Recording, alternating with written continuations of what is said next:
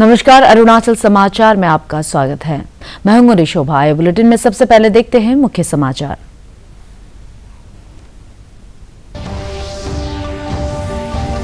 लोकसभा में राष्ट्रपति के अभिभाषण पर धन्यवाद प्रस्ताव ध्वनिमत से पारित। चर्चा का जवाब देते हुए प्रधानमंत्री नरेंद्र मोदी ने कहा, केंद्र में निर्णायक और पूर्ण बहुमत से चलने वाली सरकार राष्ट्रहित में फैसले लेने का रखती है समर्थन। केंद्रीय मंत्री किरण रिजिजू ने भी चर्चा में लिया हिस्सा।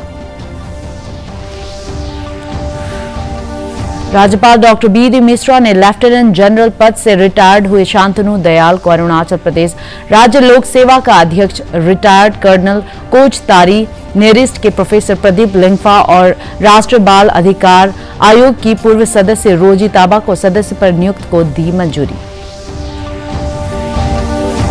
राज्यपाल डॉक्टर बी.डी. मिश्रा ने राजभवन में असम राइफल के अधिकारियों और जवानों को उल्लेखनीय सेवा के लिए governance gold and silver medal से किया सम्मानित। कहा, कर्तव्य निष्ठा के कारण पूर्वोत्तर भारत का हर नागरिक असम राइफल्स की करता है सराहना।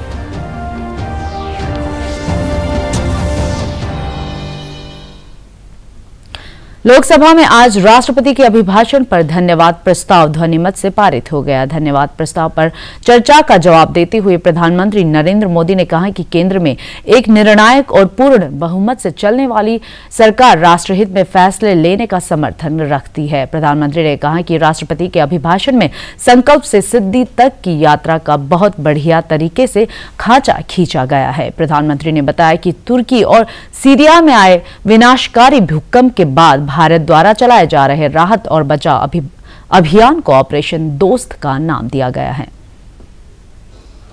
राष्ट्रपति जी के भाषण में संकल्प से सिद्धि तक की यात्रा का बहुत बढ़िया तरीके से एक खाका खींचा गया। एक प्रकार से देश को अकाउंट भी दिया गया, इंस्पिरेशन भी दिया गया।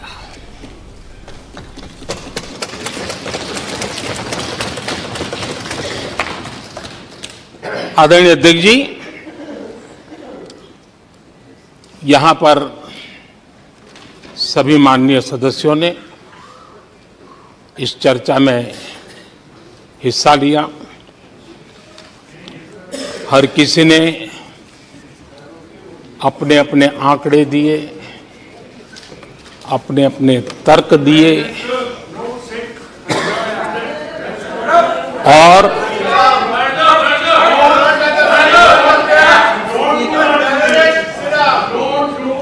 अपनी रुचि, प्रवृत्ति, प्रकृति के अनुसार सबने अपनी बातें रखी। और जब इन बातों को गौर से सुनते हैं, उसे समझने का जब प्रयास करते हैं, तो ये भी ध्यान में आता है कि किसकी कितनी क्षमता है, किसकी कितनी योग्यता है, किसकी कितनी समझ है और किसका क्या इरादा है। ये सारी बातें प्रकट होती ही हैं और देश भली भांति तरीके से उसका मूल्यांकन भी करता है। केंद्रीय कानून मंत्री किरण रिजिजू ने लोकसभा में राष्ट्रपति के अभिभाषण पर धन्यवाद प्रस्ताव पर चर्चा में हिस्सा लेते हुए कहा कि प्रधानमंत्री नरेंद्र मोदी के नेतृत्व में केंद्र सरकार द्वारा लागू की जा रही विकास योजनाओं और नीतियों का लाभ समाज के हर वर्ग को मिल रहा है। उन्होंने कहा कि लोकतंत्र में देश की जनता ही मालिक है और जनता का फैसला सभी को मानना पड़ेगा। सब लोग गर्व महसूस करते हैं और मैंने अनुभव किया है। और जब मैं राष्ट्रपति जी का अभिभाषण के बाद गांव गए, कई लोगों से मिला, सबने कहा, एक तो राष्ट्रपति जी का खुद इस सदन को एड्रेस करना और दूसरा उस एड्रेस के दौरान जो जो बातें कही गई, सारा बातों को लेकर के सब लोगों में चर्चा हो रहे हैं और बिंदु बिंदु एक एक पॉइंट राष्ट्रपति का अभिभाषण पे देश में चर्चा हो रहे हैं। हम लोग ये उम्मीद रखते हैं कि जब इस सदन में राष्ट्रपति जी को हम धन्यवाद दे रहे हैं, इस प्रस्ताव को मैं समर्पण करते हुए, उसको सपोर्ट करते हुए धन्यवाद दे रहा हूं, तो हम लोग एक्सपेक्ट करते हैं कि जो राष्ट्रपति जी के एड्रेस का मूल भाव और उसमें जो विषय है उस पे इस सदन पे चर्चा होगा। लेकिन अफसोस की बात यह है कि कुछ पार्टी, खास करके कांग्रेस पार्टी के नेता और उनके कुछ सदस्य ने ऐसे बातों का जिक्र किया जिसका राष्ट्रपति जी का अभिभाषण से कोई लेना देना नहीं है। हम लोग सब जानते हैं सदन नियम से चलता है और एक इसका कन्वेंशन भी है। अधीर रंजन जी हम लोग कई सालों से एक साथ इस सदन में मौजूद हैं और राहुल गांधी जी भी 2004 से इस सदन में हैं, तो मैं उम्मीद कर रहा था कि अब एक्सपीरियंस हो गए होंगे। आदमी जैसे जैसे अनुभव करते हैं तो सीखता है। आज भी हम लोग सीखता है सर, और आदमी मरते दम तक जिंदगी भर सीखता है।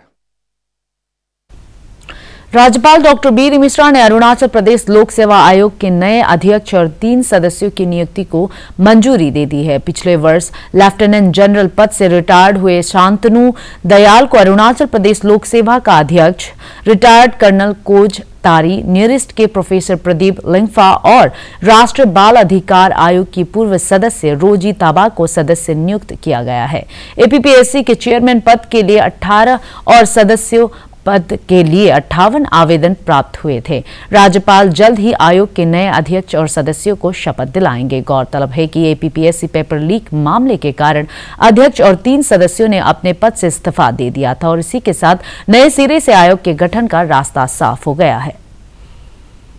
राज्यपाल डॉक्टर बी.डी. मिश्रा ने आज राजभवन में असम राइफल्स के अधिकारियों और जवानों को उल्लेखनीय सेवा के लिए governance gold and silver medal प्रदान किया। अपने संबोधन में राज्यपाल ने पदक हासिल करने वाले जवानों को बधाई देते हुए कहा कि निस्वार्थ सेवा भाव और कर्तव्य निष्ठा के कारण पूर्वोत्तर भारत का हर नागरिक असम राइफल की सराहना करता है।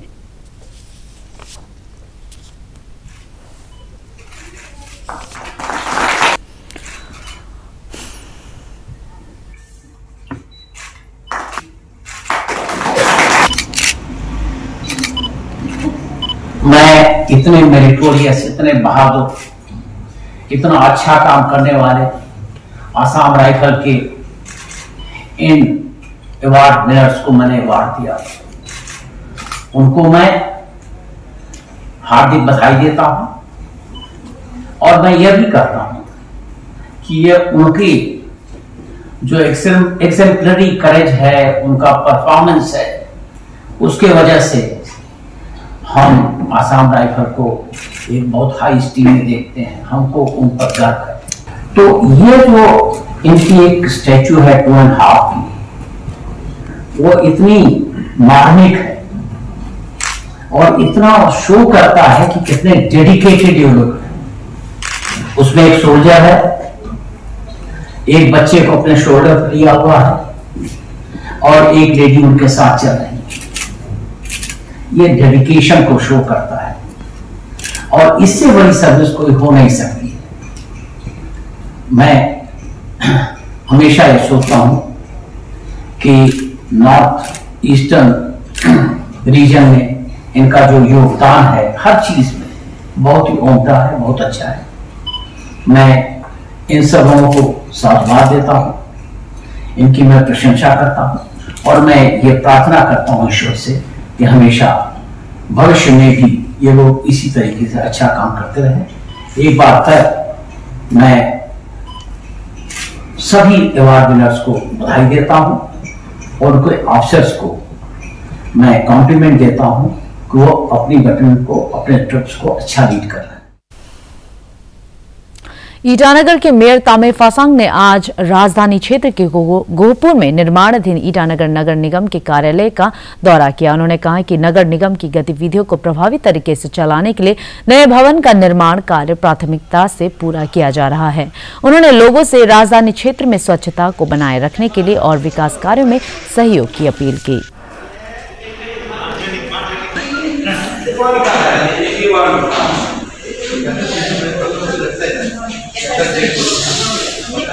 Itanagar Municipal Corporation, since 2014 we don't have any office.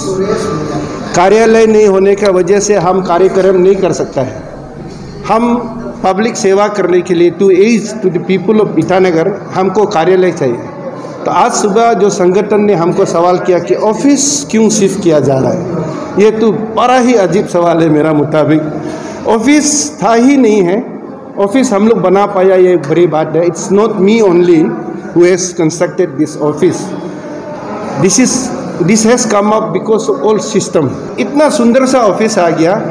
अभी यहाँ से ईटानगर का कचरा को साफ करने के लिए, ईटानगर का समस्या को सुलझने के लिए हम अभी आराम से यहाँ से हम लोग फुल ऑन सर्विस दे सकते हैं. आगामी 11 फरवरी से 19 फरवरी तक गुजरात के राजकोट में आयोजित होने वाले 23वें राष्ट्रीय कथा शिविर में अरुणाचल के 230 स्काउट्स एंड गाइड्स हिस्सा लेंगे.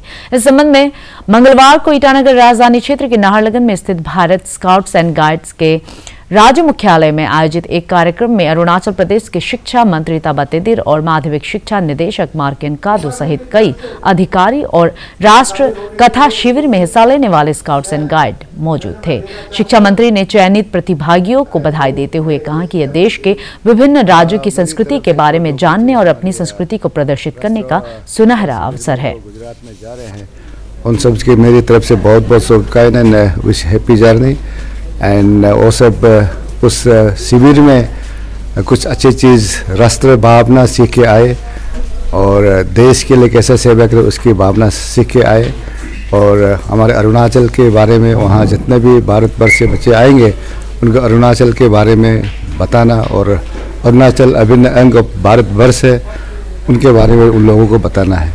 हाँ, मैं बाकी बच्चों को यही कहूँगा कि हर साल हमारा ये शिविर होता है. उस शिविर में बच्चे को हम इस बार तो हम सिर्फ कैपिटल कॉम्प्लेक्स से सेलेक्ट किया है.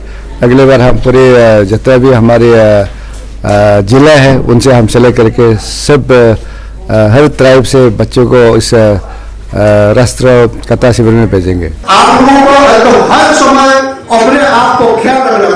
हर समय अपने आप को ख्याल रखना है. आप लोग भी. भारतीय रिजर्व बैंक ने रेपो दर में 25 आधार अंकों की बढ़ोतरी की है. अब यह 6.5% कर दी गई है. मई 2022 से रिजर्व बैंक ने रेपो दर को 2.5% बढ़ाया था. अंतिम द्विमासिक मौद्रिक नीति की समीक्षा करते हुए रिजर्व बैंक के गवर्नर शक्तिकांत दास ने कहा कि स्थायी जमा सुविधा पर संशोधित करके 6.25% कर दी गई है और मार्जिनल स्थायी सुविधा दर और बैंक दर संशोधित करके 6.75% कर दी गई है. उन्होंने बताया कि रिजर्व बैंक विकास की सहायता के लिए मुद्रास्फीति को लक्ष्य के भीतर बनाए रखना सुनिश्चित कर रहा है. श्री दास ने कहा कि 2022-23 के इस अनुमानित मुद्रास्फीति 6.5% होगी. मुख्य सचिव धर्मेंद्र के नेतृत्व में सिविल सचिवालय ईटानगर में उच्च अधिकारी समिति की 6वीं बैठक में ईयर ऑफ ई गवर्नेंस 2022-23 के तहत विभिन्न परियोजनाओं पर अमल की समीक्षा की गई. उप मुख्यमंत्री चाउना मैन द्वारा बजट भाषण 2022 में ई गवर्नेंस से संबंधित की गई घोषणाओं के मद्देनजर Arunachal Pradesh information communication technology विभाग द्वारा योजनाओं की प्रगति की निगरानी की जा रही है. मध्य प्रदेश के इंदौर में चल रहे खेलो इंडिया यूथ गेम्स में अरुणाचल प्रदेश के वेटलिफ्टर बोनी मांखिया ने महिलाओं के 50 किलो भार वर्ग में कुल 176 किलो भार उठाकर नया नेशनल रिकॉर्ड बनाया और स्वर्ण पदक हासिल किया.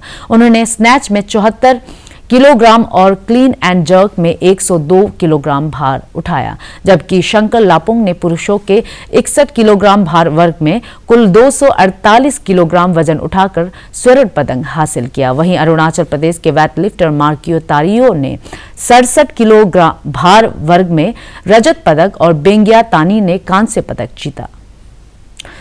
केंद्रीय कानून मंत्री किरण रिजिजू ने शैक्षणिक भ्रमण पर निकले पूर्वोत्तर राज्य के छात्रों के साथ संवाद किया. अखिल भारतीय विद्यार्थी परिषद के एक प्रोजेक्ट के तहत भ्रमण पर निकले छात्रों से नई दिल्ली में संवाद के दौरान श्री रिजिजू ने कहा कि इस मुहिम से पूर्वोत्तर राज्य और देश के अन्य राज्य के बीच सांस्कृतिक और भावनात्मक संबंधों को बढ़ावा मिलेगा।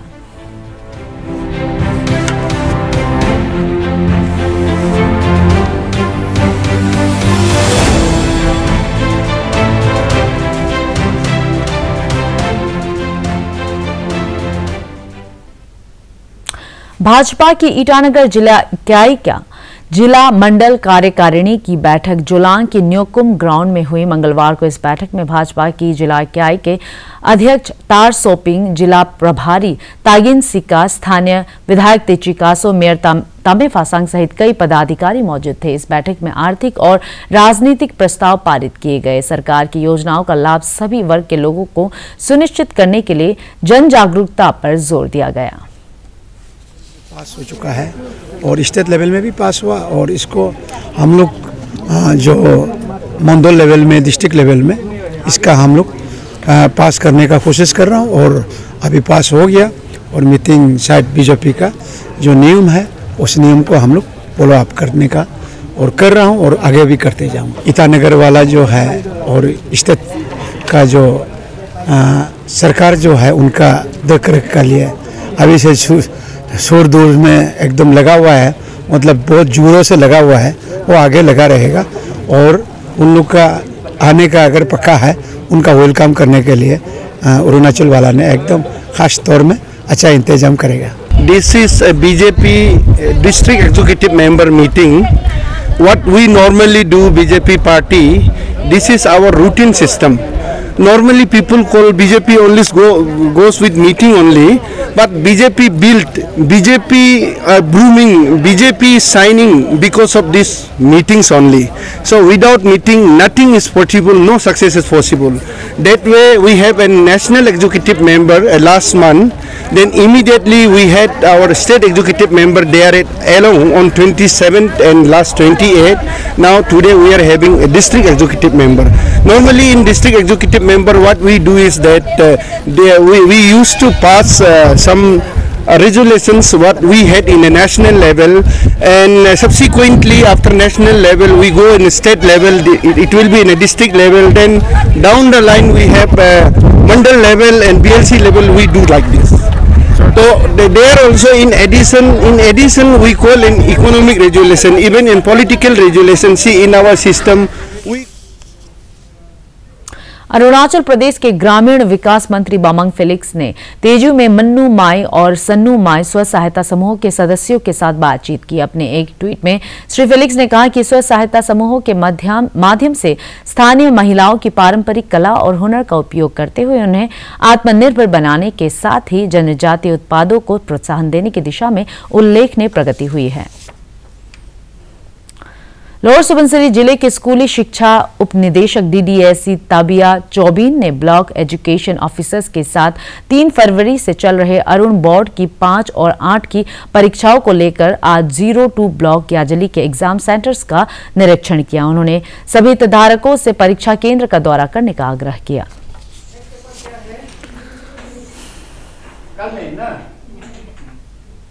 कांगीर जामो मेमोरियल पासीघाट प्रीमियम लीग के फाइनल में सिक्का फुटबॉल क्लब ने बोंगोंग शॉकर क्लब को पराजित कर खिताब पर कब्जा कर लिया। इस रोमांचक मैच का फैसला ट्राई ब्रेकर में हुआ। इस प्रतियोगिता में विजेता टीम को 1,50,000 रुपए और उप विजेता टीम को 80,000 रुपए पुरस्कार स्वरूप दिए गए। इस अवसर पर Idu Mishmi cultural and literary society के सदस्य बिशेन मेपू और भारतीय फुटबॉल टीम के पूर्व सदस्य गुम्पे रिमे सहित कई गणमान्य व्यक्ति मौजूद थे। अरुणाचल समाचार के आज के अंक में इतना ही। हम कल फिर हाजिर होंगे अरुणाचल और देश दुनिया की खबरों के साथ। चलते चलते आपको बता दें कि आप अरुणाचल समाचार हमारे YouTube channel DD news Arunachal पर भी देख सकते हैं। देखते रहिए अरुण प्रभा। नमस्कार।